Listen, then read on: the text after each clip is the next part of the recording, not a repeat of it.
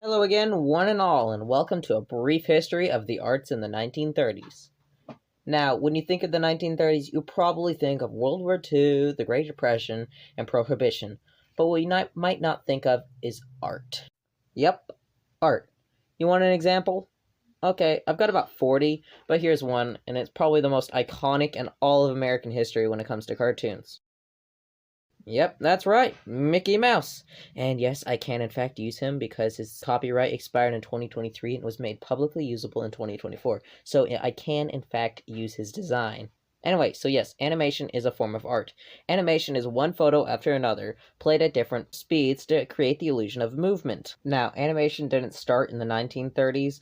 A form of it existed long before then, but the first official animation was made by Emile Cole, or however it's pronounced, who created Phantastamorghy, which is recognized as the first animation film with hand-drawn animation.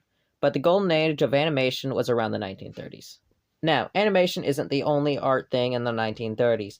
There is, of course, the American Gothic by Grant Wood, which is part of a painting style known as regionalism, where him and several other painters portrayed scenes of rural life, while other painters made scenes of urban life. The Federal Arts Project, founded in the 1930s, was an attempt to employ unemployed artists during the Great Depression. When the project ended in the 1940s, the project had produced almost 2,500 murals, 18,000 sculptures, and countless other things besides. At the height of the project, it had almost 5,000 artists working in it. You know what was also on the rise in the 1930s?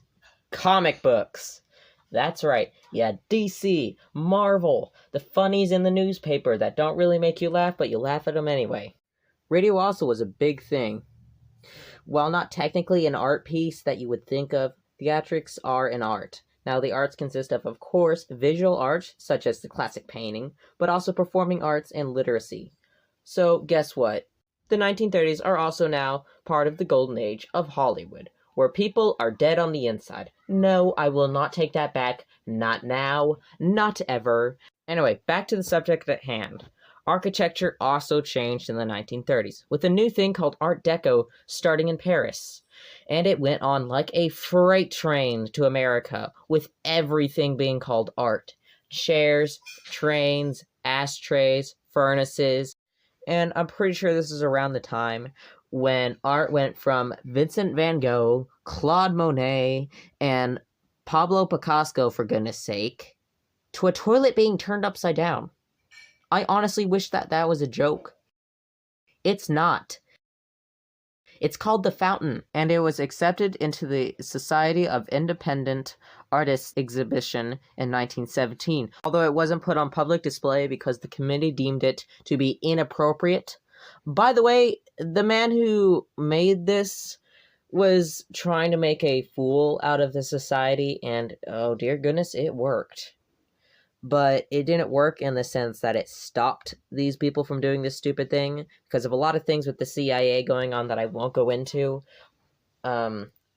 Abstract art became a thing where a man recently slapped a banana on the wall, called it The Comedian, which, by the way, sold for $6.2 million for a frickin' banana on the wall with duct tape. And then the man who bought this $6.2 million banana with duct tape ate the banana and called the action of eating the banana art.